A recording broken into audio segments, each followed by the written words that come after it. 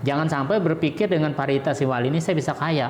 Ternyata begitu saya baca ratusan kali nggak kaya-kaya. Mobil hidup sendiri, nyala sendiri. Tengah malam ya. Pintu rumah kebuka sendiri. Wah. Kemudian TV hidup sendiri.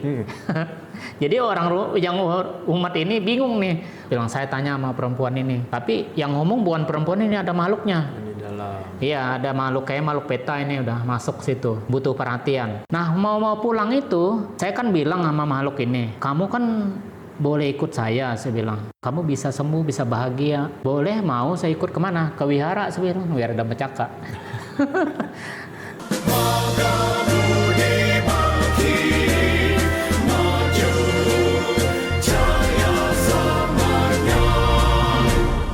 Namo Buddhaya Sotihontu. Namo Buddhaya Sotihontu. Kembali lagi di podcast Magabudi PC Jakarta Barat. Bersama saya Vincent sebagai host, dan pada hari ini spesial jauh-jauh perjalanan dari timur ke barat. Iya.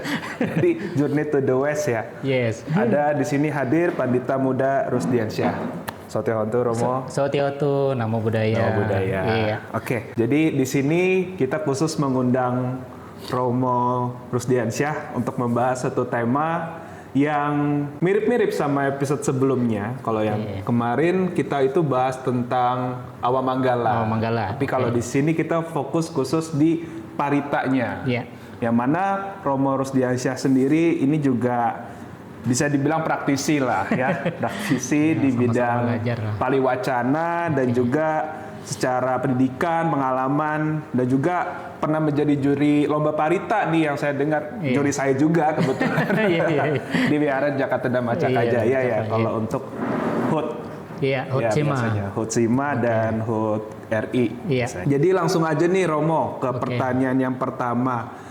Kalau Romo sendiri itu kenapa ya dikaitkan sama parita? Oke. Nah, mungkin ada pengalaman apa yang membuat Romo itu sangat dekat kaitannya dengan parita atau paliwacana ini? Ya baik, terima kasih ya, Pak Carika Pingsan. Ya pada hari ini punya kesempatan baik ya kita bisa berbincang-bincang ngobrol di Cetia Dhammagutta, Jakarta Barat ya. Ini satu kesempatan baik. Nah, mengenai kenapa saya memang senang di parita ya, mungkin dulu juga saya pernah menjadi rohaniwan ya, kayak Bante gitu ya, biku ya, tapi nggak gitu lama, dan suka saya membaca parita. Dan juga di di Wihara Dhammacakka ini saya juga dikasih kesempatan untuk menjadi juri parita. Memang waktu belajar jadi biku itu kita memang untuk Pali, Parita itu memang ada pelajarannya. Ada bante-bante yang mengajarkan bahasa Pali, bahasa Parita yang baik, yang benar ya. Dan juga karena kita jadi juri, secara tidak langsung ya kita mempelajari Parita itu, intonasinya, vokalnya, artikulasinya, tanda bacanya seperti apa. Yang baik, yang tepat, yang benar. Karena kalau Parita itu dibaca dengan tepat dan benar, maka makna dan artinya akan memenuhi tujuannya yang benar pula.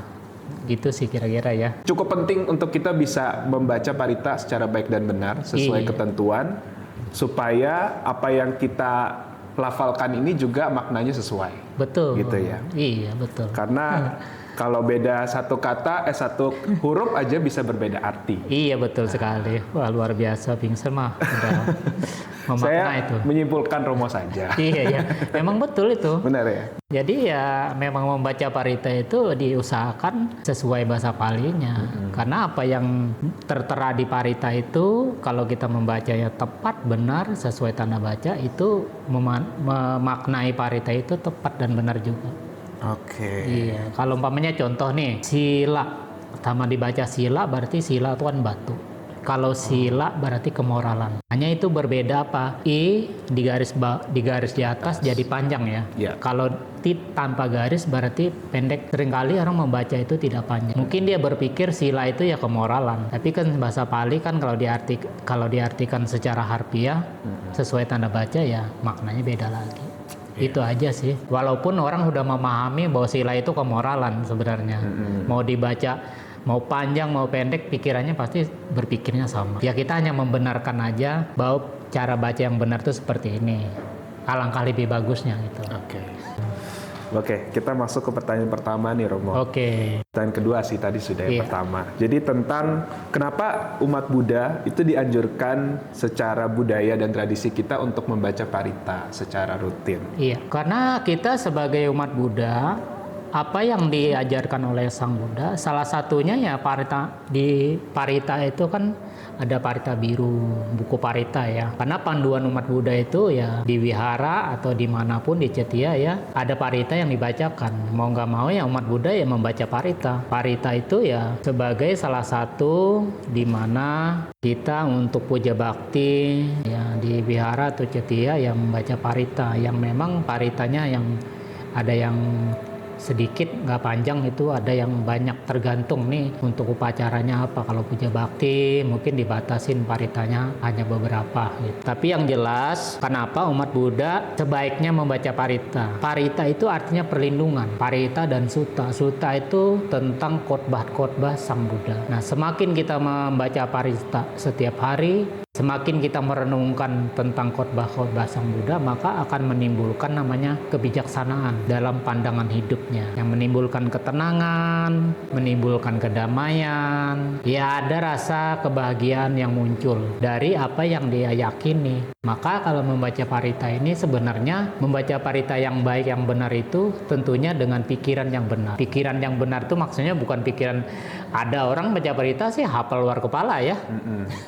Pokoknya hafal deh, tapi pikirannya kemana gitu. Karena dia udah katem nih, hafal. Namun lebih bagus lagi membaca parita ini dianjurkan ya, fokus, konsentrasi, sama kesadaran penuh. Sehingga parita itu akan memberikan kekuatan yang maksimal terhadap diri sendiri atau memang untuk ya suasana lingkungan di rumah atau untuk orang sakit, kesembuhan, pemberkahan rumah, toko, kantor dan lain sebagainya yang rupa-rupa dah. Itu tergantung untuk apa kita mau bacain parita. Tapi yang jelas baca parita fungsinya adalah membuat batin kita lebih bagus, lebih fokus, lebih tenang. Parita itu akan memberikan kekuatan, perlindungan, kebahagiaan. Itu tujuannya ya. Apalagi sekarang ini menjelang mau Waisak ya. Makanya ada anjuran, ada himbauan kita membaca Ratana Sutta. Ratana Sutta ini ya kalau kita singgung di Taman Mini itu dari pemerintah ya, dari pemerintah Pembimas DKI itu menghimbau untuk membaca parita Ratana Sutta memang bergiliran nih, tanggal berapa.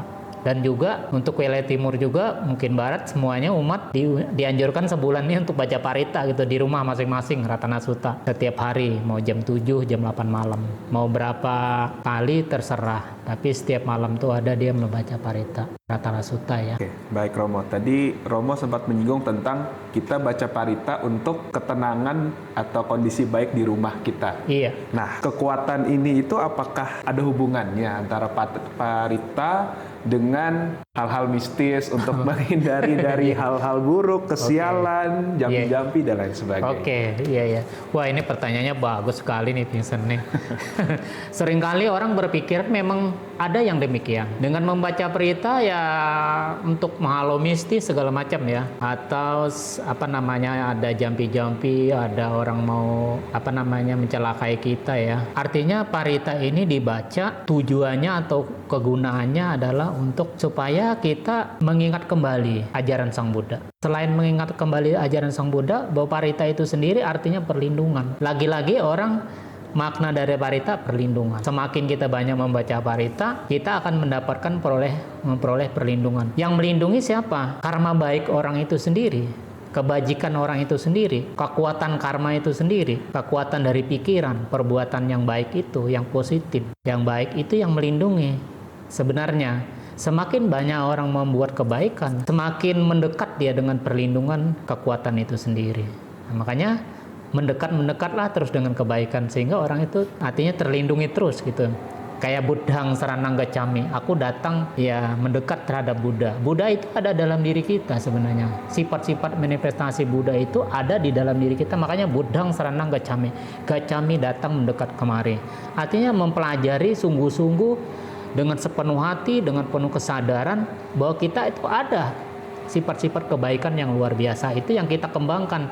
Nah, itulah yang membuat orang itu terlindungi oleh kebaikan itu sendiri. Maknanya ya. Berarti bisa dibilang bisa Iya bisa. Jadi artinya parita ini ya kalau ada orang niat jahat, orang mau mencelakai, mungkin orang mau nyantet, ya umpamanya contoh ya. Dengan parita ini sebenarnya kalau orang tuh keyakinan penuh, kalau memang bukan karmanya berbuah ya dia terhindar gitu. Tapi kadang-kadang orang ada juga membaca parita dengan baik segala macam, ternyata dia kena santet. Nah, yang akhirnya orang tuh berpikir apa? Paritanya tidak manjur. Percuma parita disalahkan. Nah, ini pandangan keliru sebenarnya. Jangan berpikir karena parita bisa menyelamatkan segalanya, enggak juga. Sebenarnya parita ini hanya sarana membuat batin kita, pikiran kita agar batin kita, pikiran kita tetap waspada. Ingat sama kebaikan. Karena kalau orang ingat dengan kebaikan, kesadarannya terjaga, maka sesuatu yang buruk itu tidak diberikan kesempatan untuk muncul. Nah, kalau muncul dalam diri kita, berarti kita menarik energi negatif juga dong. Ya, itu yang bisa terjadi, namanya santet atau orang membahayakan kita. Iya, betul. Itu. Karena hal-hal buruk akan mendekatkan atau menghampiri yang buruk juga. Iya, gitu, betul. Ya. Nah, itu. Jadi kalau ketemu yang baik nggak bisa. Nggak bisa. Jadi mau nggak mau hawanya harus ketemu baik juga biar dapat yang baik juga. Betul. Itu penting juga. Iya, selain penting. Baca parita secara rutin harus dengan perhatian penuh, dan karena ini perbuatan baik kita pun juga akan terlindungi. Iya, betul. Yang melindungi diri sendiri sebenarnya. Betul. Iya. Diri sendiri dan kebajikan kita. Parita ini hanya sarana aja. Bahwa perenungan yang luar biasa terhadap parita, keyakinan terhadap parita, ya orang-orang suci, Buddha di parita itu kan begitu di perenungannya, sehingga kita juga ada di dalam diri kita. Baik Romo. Iya. Kita punya masalah nih Romo. Wah, ada masalah. Oke. Saya berikan satu permasalahan kita saat ini, terutama sih di kalangan saya sebagai generasi Z, generasi muda. Iya.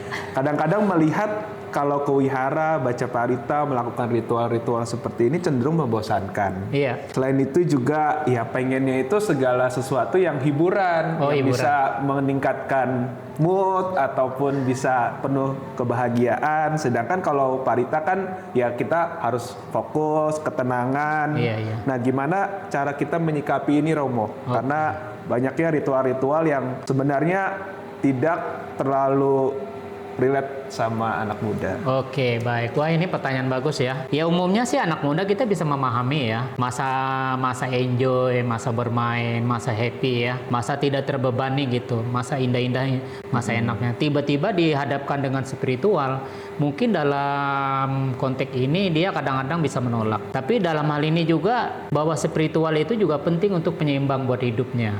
Nah, kadang-kadang anak muda itu memang ya berpikirnya ingin ya happy dah, enjoy ya. Nah, memang ya kita di wihara itu memang tidak ada pilihan ya. Memang udah konteksnya ya datang ke wihara puja bakti pasti parita dibaca gitu. Nah itu, lagi-lagi anak muda berpikirnya begini, bahwa dengan membaca parita ini saya punya kesempatan baik. Dengan membaca parita ini menimbulkan kebahagiaan, sekolah saya tambah pintar, usaha tambah maju, pekerjaan saya, karir saya tambah bagus, karena membuka peluang baru dalam hidupnya. Karena dia rajin ke wihara membaca parita. Setelah membaca parita mungkin di akhir-akhir mungkin puja bakti ada nyanyi 2-3 lagu umpamanya. Itu memberikan refreshing juga. Artinya buat refreshing anak muda mungkin ya tadinya udah sedikit ini ya tambah ada lagu Budi-Budis ya membuatkan dia lebih membuka wawasan gitu. Sehingga ada satu ritme dalam batinnya, dalam pikirannya, happy juga ya ke wihara, enak juga, enjoy juga ya. Yang walaupun parita, memang parita ya kalau ke wihara udah pasti wajib baca parita gitu. Tapi bagaimana dia memaknai bahwa membaca parita ini sebuah latihan untuk mengendalikan diri supaya kita bisa rendah hati, kemudian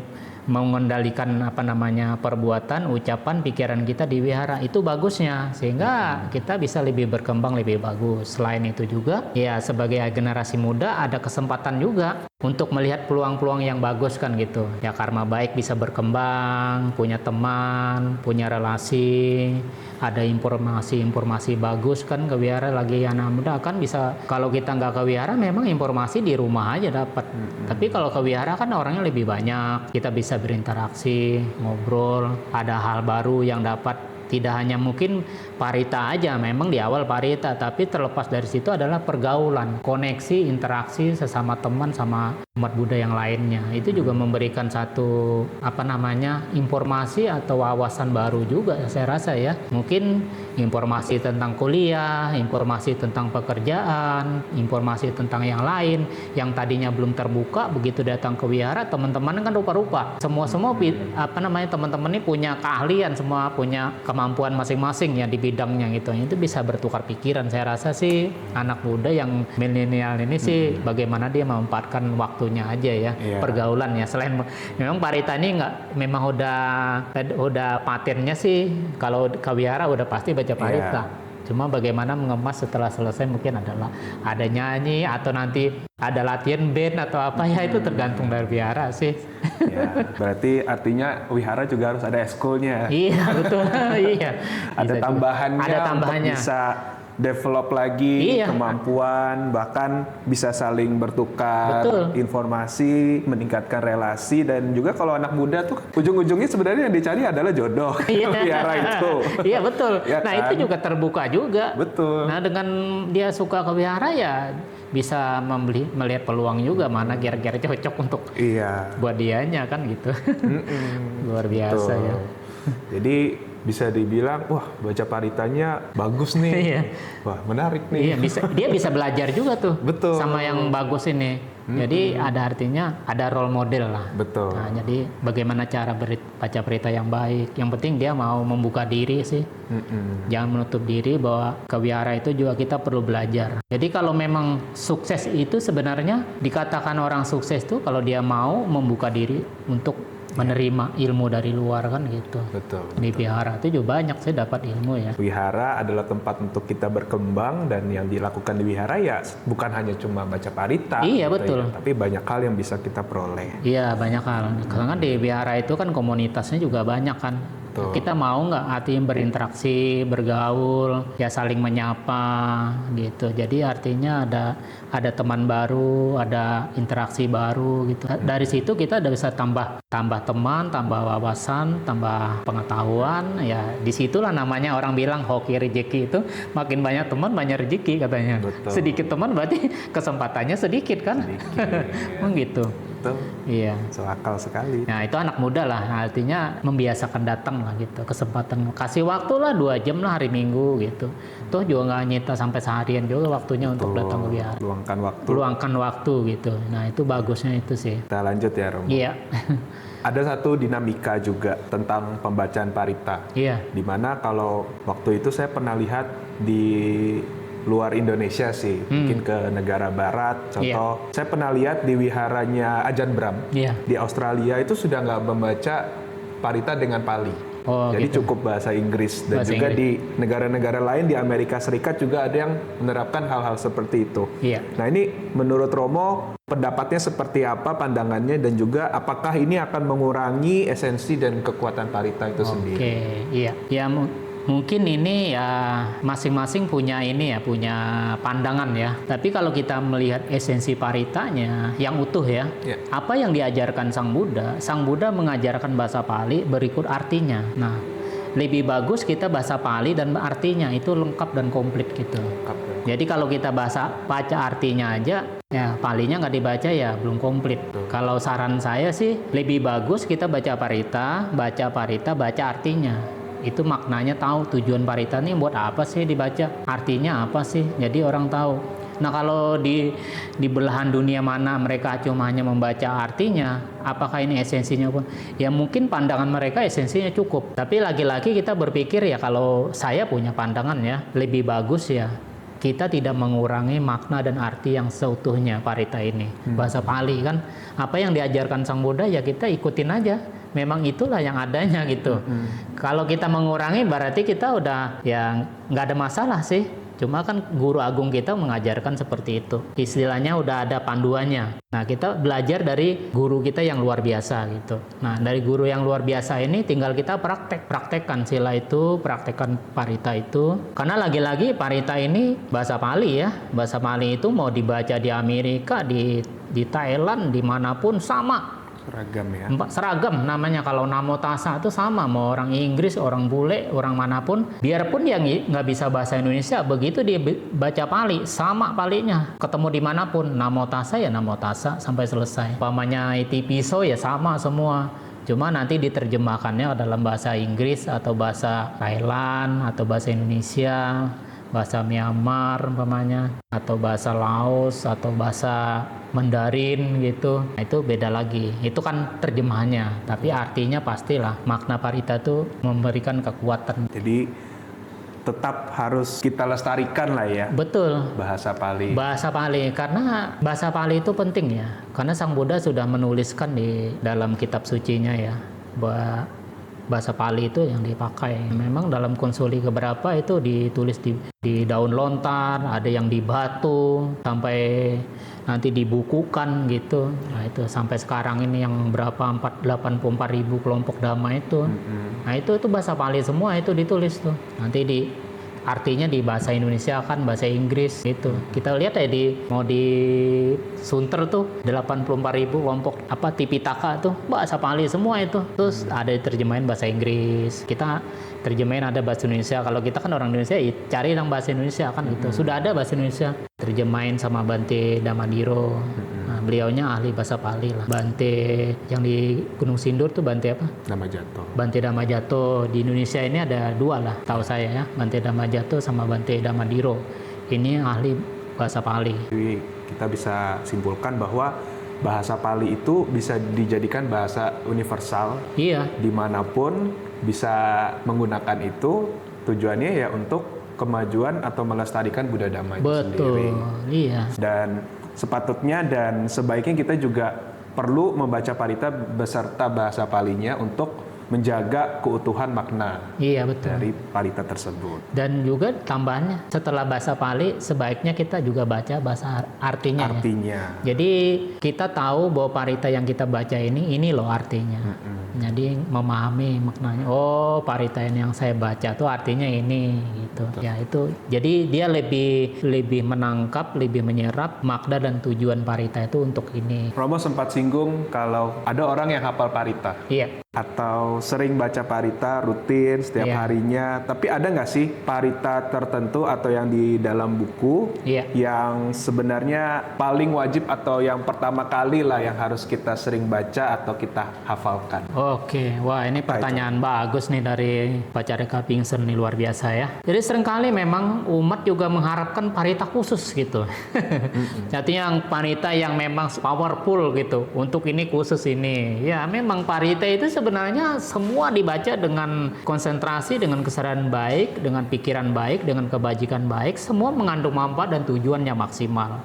Yang penting parita itu yang dibacakan dengan sungguh-sungguh kesadarannya. Nah, bicara parita yang memang ada parita khusus nggak dibacakan gitu sebenarnya yang harus ini.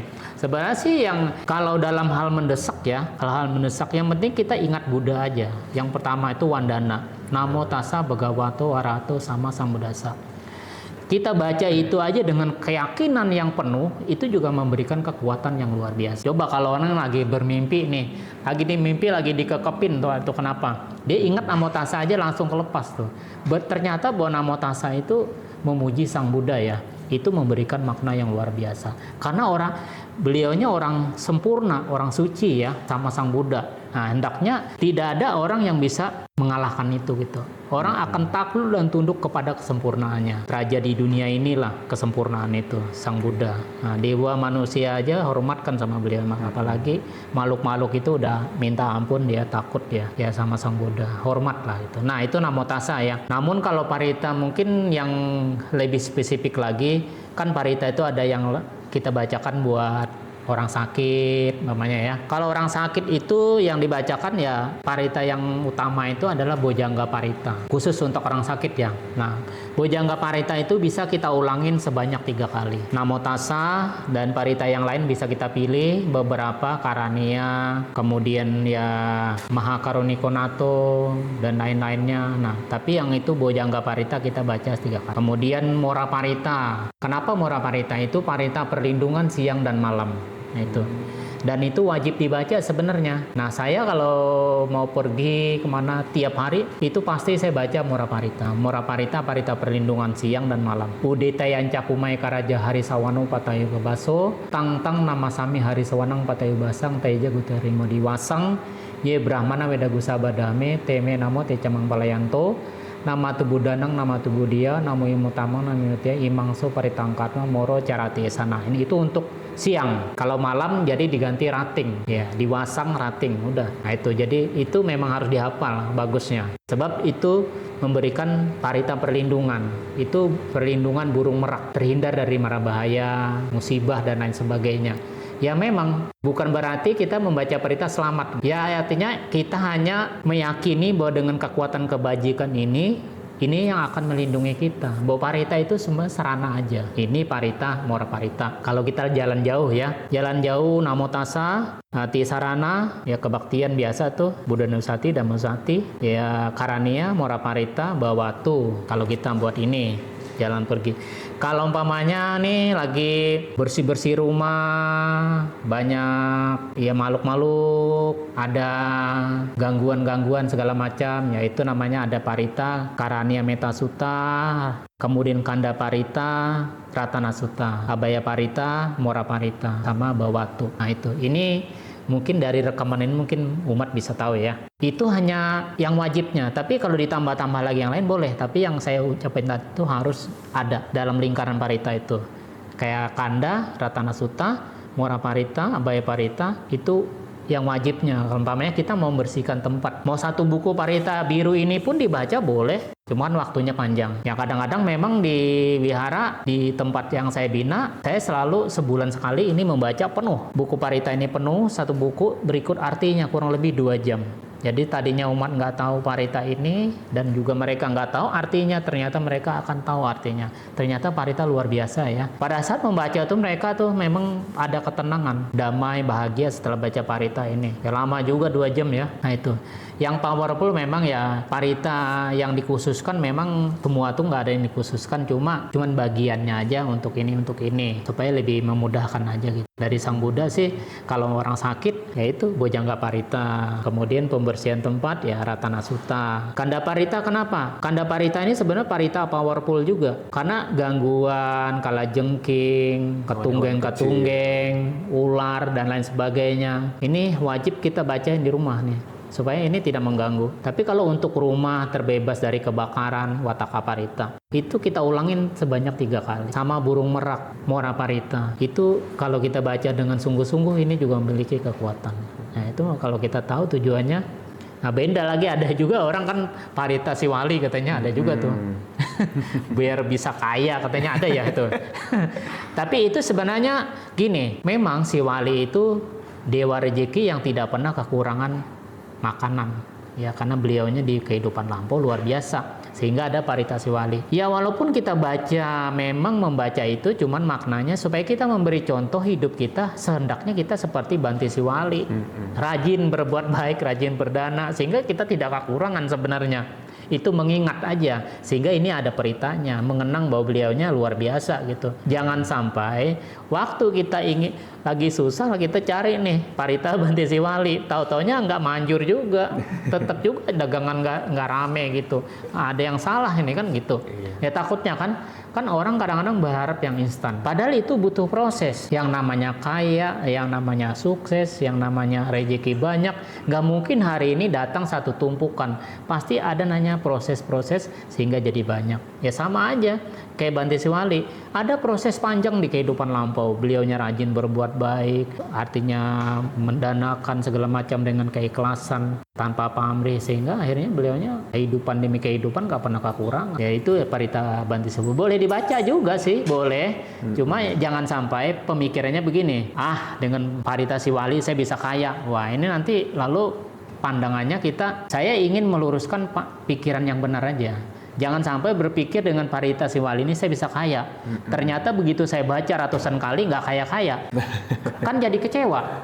Benar nggak? Betul. Nah itu sebenarnya bukan paritanya yang bikin kita kaya, tapi bagaimana esensi hidup kita banyak berbuat baik ya, berdana, menolong orang lain, rajin artinya melepas, ya dermawan segala macam, ya benar. Kita akan meneladanin Bante Siwali bisa jadi kaya.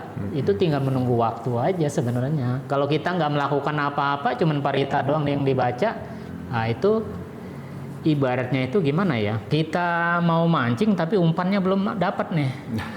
Iya. Gimana tuh? Nggak bisa. Nggak bisa. Jadi ada pancing, ada umpan. Tinggal nunggu hasil aja kan. Betul. Bisa dipatok, bisa iya, bisa enggak. Tapi yang penting ada sarananya gitu. Nah ini bagi orang yang masih, tapi kalau mereka yang udah belajar dhamanya mendalam, saya yakin pandangan mereka nggak akan keliru. Yang saya ingin meluruskan pandangan mereka yang baru paham tentang parita. Jangan sampai parita yang kita baca itu ya disalah maknai gitu. Gitu aja sih.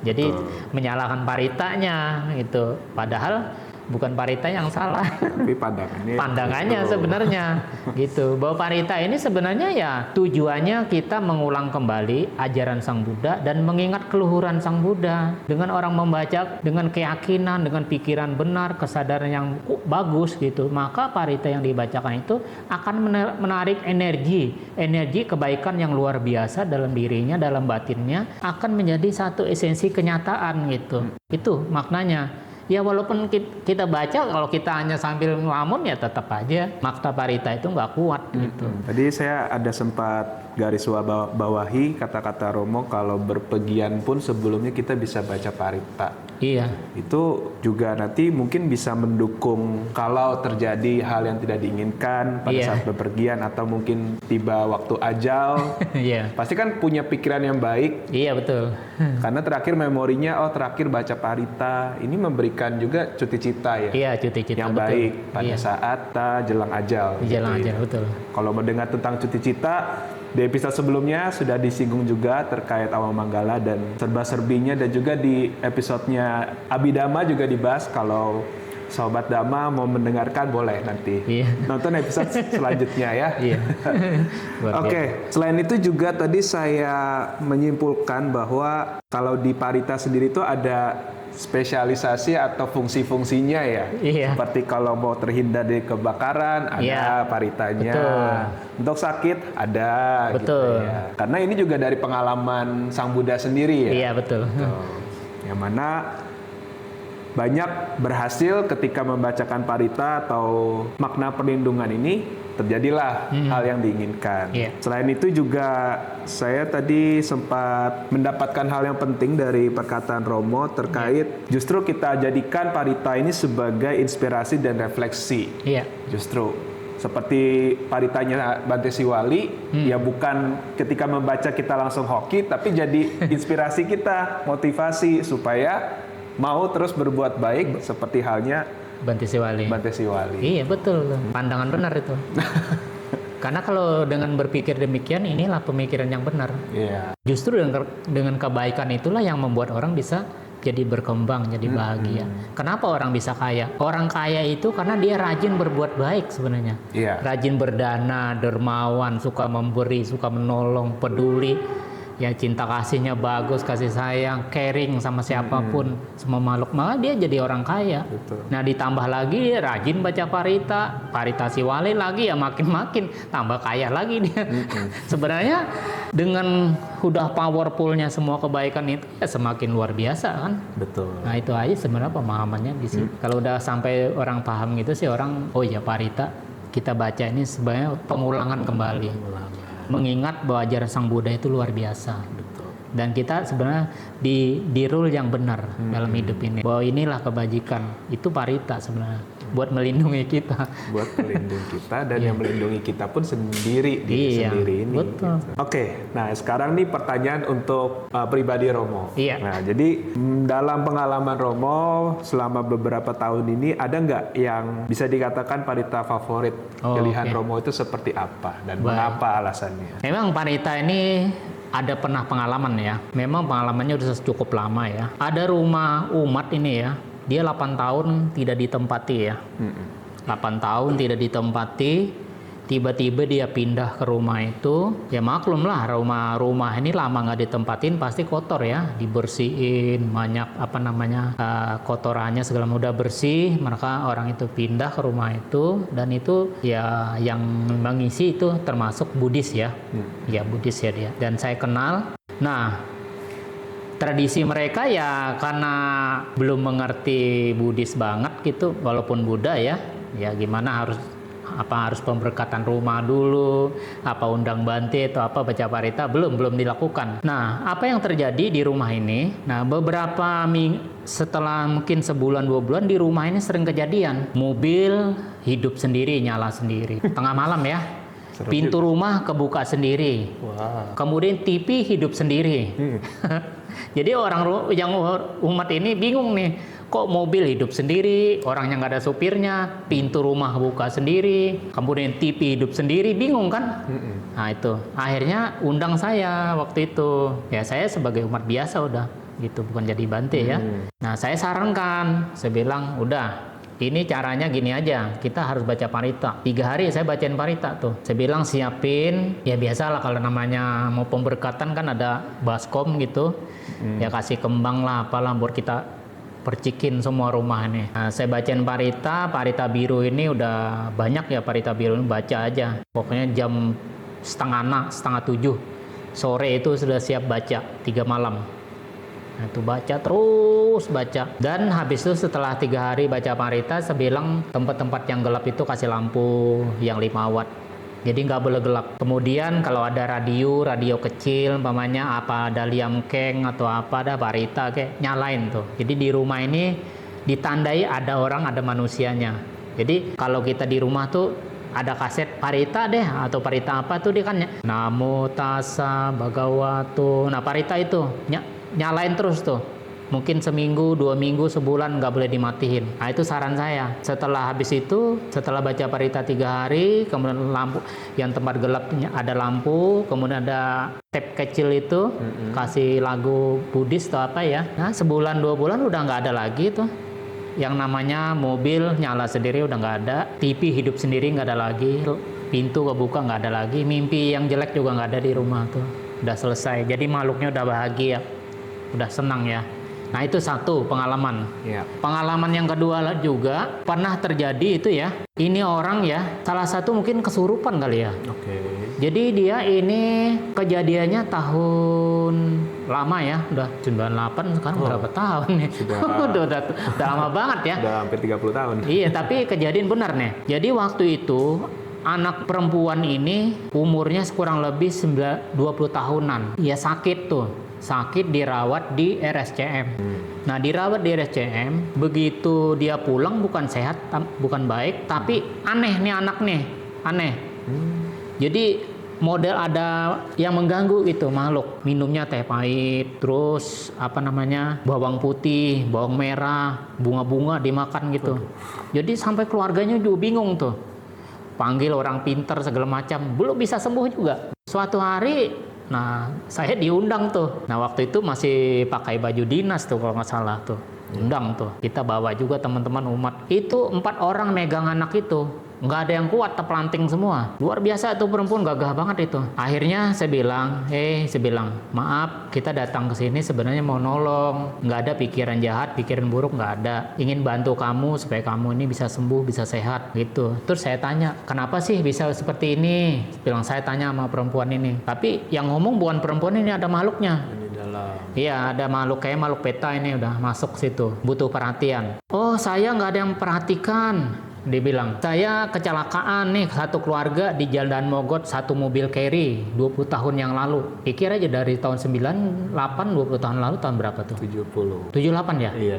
Nah, kejadiannya tahun 78 tuh, dia kecelakaan di Jalan Mogot. Satu keluarga meninggal semua. Itu, dia bukan Buddhis, non-Buddhis. Meninggal, dan kami kecelakaan satu mobil carry, tidak ada keluarga yang memperhatikan kami sampai hari ini. Tuh. Makhluknya ngomong begitu. Dan dia bilang, hari ini saya butuh perhatian. Dia bilang gitu. Oh ya baik. Saya ngomong, ya udah nggak apa-apa. Saya akan perhatiin kamu. Mau nggak saya tolong? Mau. Mau nggak saya bacain parita? Mau. Tapi kamu nggak boleh nyakitin, ganggu si dia ini loh, iya, saya mau baca parita. Apa tuh parita? Dia bilang, nanya juga dia nih. Parita tuh perlindungan, saya bilang. Udah saya baca parita tuh, pertama Samanta dulu saya baca. Sampai 1 buku tuh selesai. Rupanya orangnya diam nih, tenang nih, si perempuannya udah tenang habis itu. Nah udah tenang, saya akhirnya udah selesai baca parita, orang ini mungkin antara sembuh atau belum sembuh ya, cuman udah nggak sekuat tadi udah nggak emosi lagi. Nah mau pulang itu, saya kan bilang sama makhluk ini, kamu kan boleh ikut saya bilang. Kamu bisa sembuh, bisa bahagia. Boleh, mau saya ikut kemana? Ke wihara, saya bilang. Wihara Dhammacakka. Itu nggak apa-apa, disclaimer ya. Biar Dhammacakka. Saya taruh ke sana tuh makhluknya.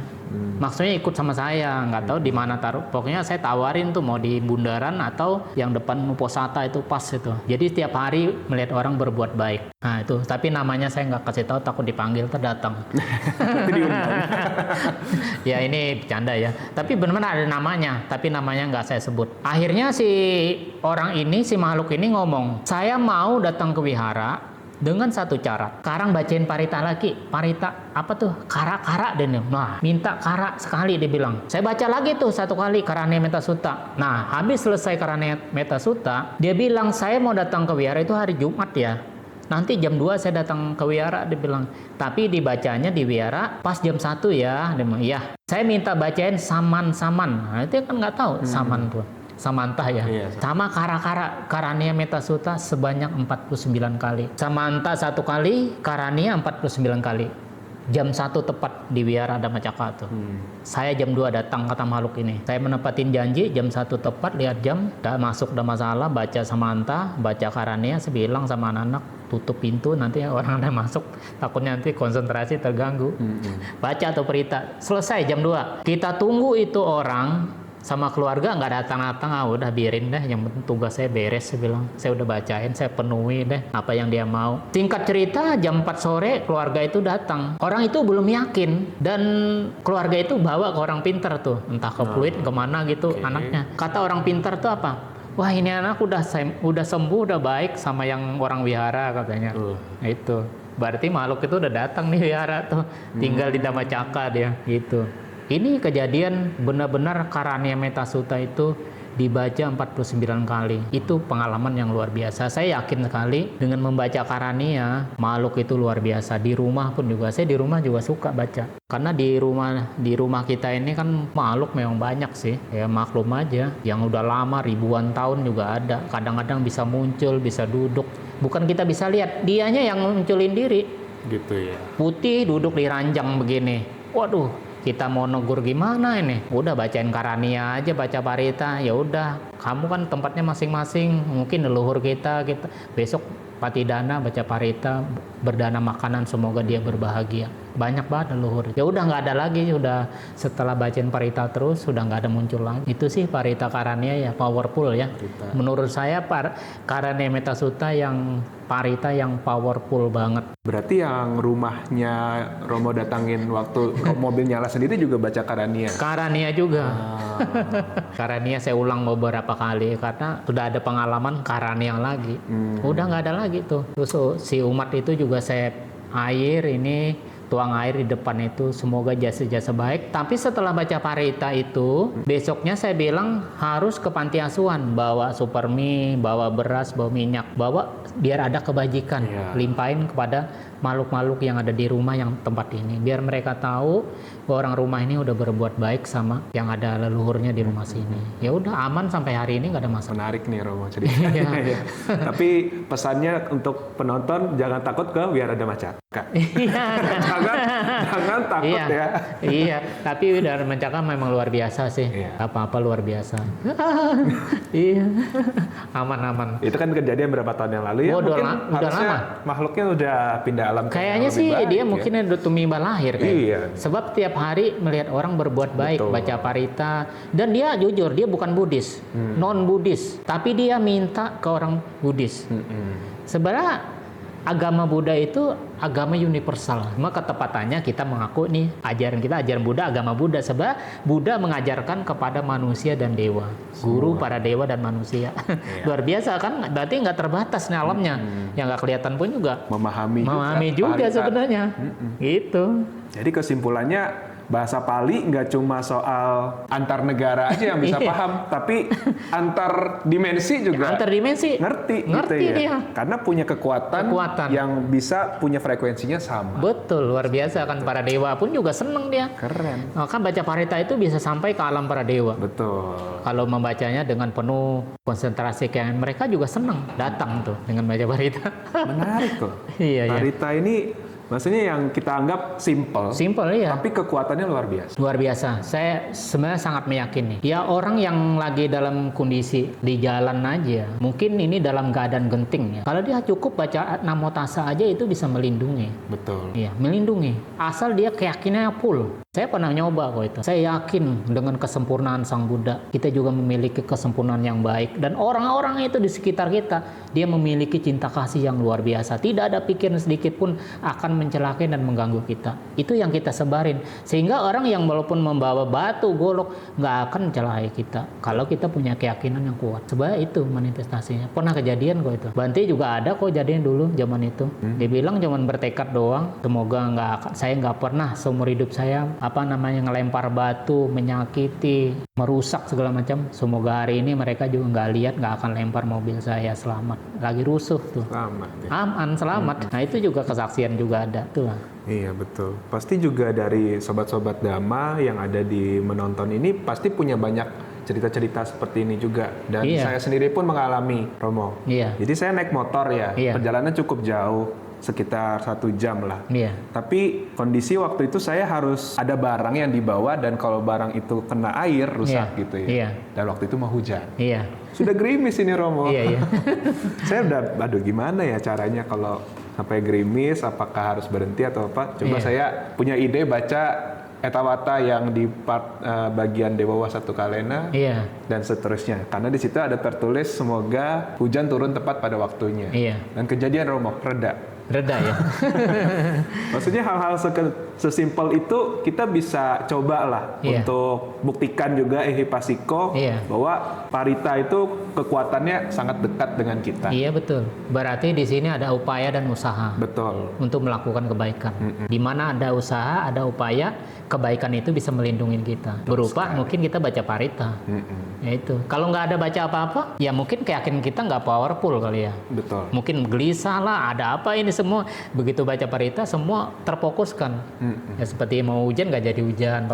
Tetap hujan mungkin di daerah lain. Mungkin kata dewa, udahlah, pingsan lindungin dulu dah, jangan hujan nanti kasihan barangnya basah. Bisa juga tergeser. Mungkin nih, siapa tahu itu sahabatnya, temannya jadi dewa gitu. Bisa mungkin waktu hujannya udah mau berhenti, bisa juga ketepatan kita baca parita juga. Ya, mungkin dalam beberapa kali itu bisa terjadi kekuatan dari pikiran. Mungkin saya juga pernah mencoba hal itu. Ya mungkin dalam hal terdesak kita pengen ini, minta ini, bisa sampai rumah langsung deras hujan bisa. Ya kita minta sampai rumah dulu deh, kalau udah sampai rumah deras mau hujan banyak nggak apa-apa. Ternyata hujan. Nah itu mungkin dalam 10 kali mungkin beberapa kali dikasih, tapi katakan dikasih 4 kali, 6 kalinya tetap hujan gitu. Tapi kenyataannya ya hal itu bisa terjadi. Memungkinkan. Betul. Karena kita melakukan, ada upaya, ada usaha. Betul. Ada kebaikan itu. Menarik.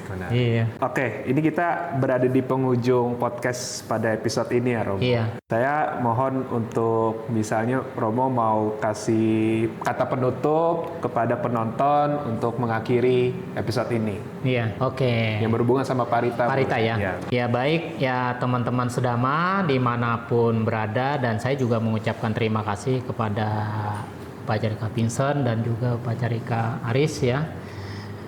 Magabudi Jakarta Barat yang sudah memfasilitasi ya hari ini untuk mengadakan namanya podcast ya mengenai parita. Parita itu sangat penting sekali ya di dalam kehidupan kita sebagai umat Buddha. Hendaknya kita melestarikan parita, kita rajin membaca parita. Karena dengan membaca parita ini sebenarnya banyak manfaatnya. Manfaat yang langsung adalah kita bisa mendapatkan ketenangan.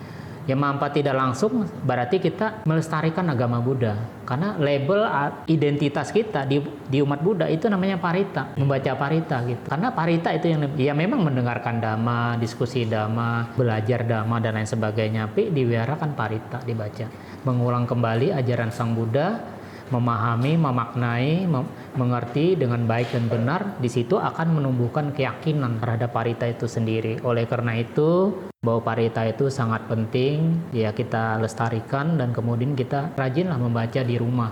Dan juga anjuran saya ya, setiap kali kita mau berangkat kerja, berangkat kuliah, ngantor atau sekolah, ya sebaiknya kita baca parita, membaca penghormatan kepada Buddha Dhamma Sangha ya, arahang ya, nama sekara. Ya kalau mau tambah parita lagi, ya namo tassa, kemudian kita bisa tambah lagi mora parita, kita tutup Tumanggala Gata 2, Bawatu Sabang Manggalang. Nah itu parita yang simple. Cuman kalau kita pergi agak jauh, mungkin ke Surabaya, ke Bandung, ya baiknya paritanya tambah panjang lagi. Ya bisa ditambah Karania, Kanda Parita dan lain sebagainya, supaya kita perginya juga mantep gitu loh. Nah saya selalu begitu sih, kalau pergi keluar rumah dekat aja, saya cuman arahang, namo tassa, sudah itu keluar rumah nggak jauh. Lagi-lagi saya ingatkan kembali, yang namanya kejadian itu tidak ada tanggalnya. Iya. Bener nggak? Betul.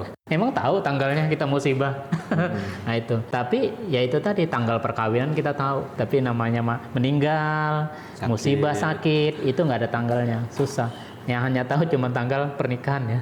Cuma satu ini, tanggal kematian nggak tahu. Nah ini pentingnya kita membaca parita itu supaya kita selalu dilindungi oleh kebajikan kita, perbuatan baik. Itu sih saran saya sih. Saya juga mau kasih kata penutup nih dari Romo juga dari yang awal tadi, karena cukup menarik untuk bisa kita tutup podcast episode kali ini. Mendekatlah dengan kebaikan. Iya. Karena inilah yang menjadi pintu kita untuk perlindungan dari karma dan kebajikan kita sendiri. Iya. Karena dengan membaca parita, kita akan fokus. Dengan fokus itu akan memunculkan yang namanya kewaspadaan. Iya, betul. Luar biasa. Sekian episode kali ini. Kalau penonton misalnya ada saran atau kritik atau ide-ide selanjutnya terkait episode berikutnya, tema dan lain sebagainya macam, boleh komen di bawah ini. Sampai jumpa di lain kesempatan. Akhir kata, Namo Buddhaya, Satya Hotu. Namo Buddhaya, Satya Hotu. Terima kasih, Romo. Terima kasih.